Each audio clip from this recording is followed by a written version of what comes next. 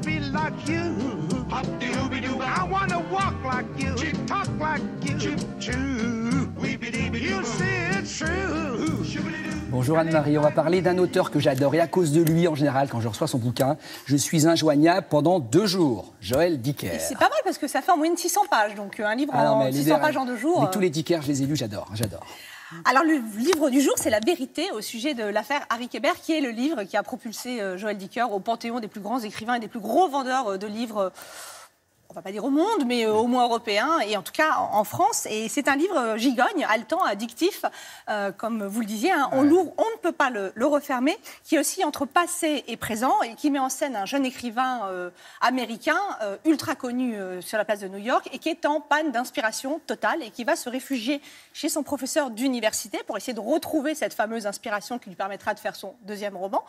Et sur place, il va découvrir un crime irrésolu auquel il va s'atteler. Donc vraiment, c'est un livre qui est aussi, comme je vous le disais, entre passé et présent. C'est un livre, je ne sais même pas pourquoi je vous en parle, parce qu'il a été vendu à 2 millions d'exemplaires rien qu'en France. Parce que si vous habitez sur la planète Mars, et que voilà. Et que vous avez échappé à ce bouquin, lisez-le. Voilà, c'est quand même mystère, parce que sachant qu'un livre est lu par au moins 2 personnes, ça fait 4 millions de lecteurs français. Il y a également 4 millions de lecteurs dans le monde entier, 40 traductions. C'est un truc absolument de fou. Et donc, j'ai interviewé Joël Dicker sur les prémices, l'origine de cet ouvrage. Et vous allez voir, vous allez être surpris parce qu'il vous annonce dès le début.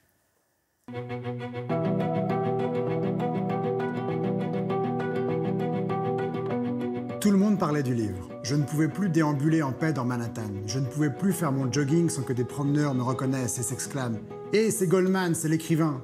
Joël, quel a été le point de départ de cette histoire? J'étais dans le Maine, sur la côte Est, et j'ai imaginé une maison qui pourrait être là.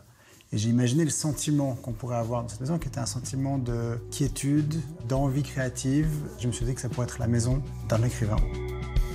Comment vous avez bâti votre plan et créé vos personnages? Moi, je travaille sans plan. Il n'y a même pas de point final? Non.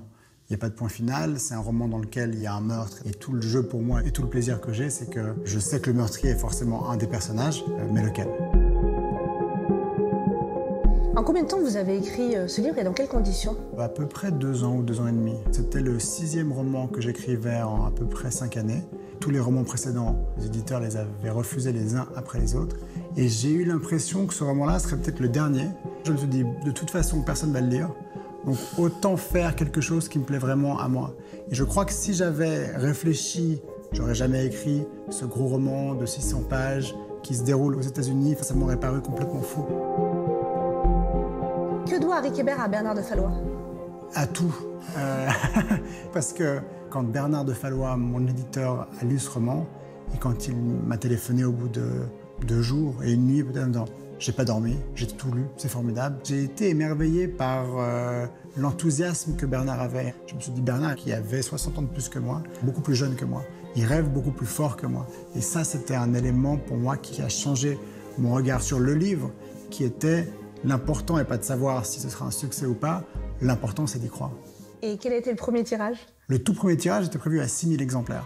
Alors déjà, je me disais, mais qui sont les 6000 personnes qui vont acheter ce livre? Et peu à peu, on a rajouté, on est passé à 15, et puis à 25, et puis à 40. Chaque étape était une victoire. Vous arrivez numéro 1, et c'est un truc complètement fou. Et ça, ce ressenti, il est unique parce que vous pouvez le vivre qu'une fois. La progression, elle est impossible. Et qu'est-ce que ce roman a changé à votre vie? Tout et rien. Rien n'a changé par rapport à mes sentiments, à ma façon de travailler, mais tout a changé parce que je suis devenu écrivain. C'était la part la plus importante de mon identité parce que je me sentais écrivain. Et pourtant, je le gardais pour moi. Comment avez-vous accueilli le Goncourt des lycéens? Ça a été très fort parce que je l'ai reçu un peu après le Grand Prix du roman de l'Académie française. Il y avait ceux qui m'avaient ouvert la porte, qui étaient les académiciens. Grand Prix du roman à monsieur Joël Dicker. Et ceux qui me poussaient en me disant on va te suivre, qui étaient les plus jeunes, ces lycéens. Et c'est très amusant parce que j'ai encore des liens avec les uns et les autres. Et c'est très important pour moi. La dédicace. Ouais, ce qui est très amusant avec Joël Dicker, c'est que c'est comme une boisson. On disait avant, ça a le goût de l'alcool, la couleur de l'alcool, mais c'est pas de l'alcool. Lui, on dirait qu'il est américain, mais il est 100% suisse. Le nom sonne américain et le fond, la forme de son ouvrage est très américain.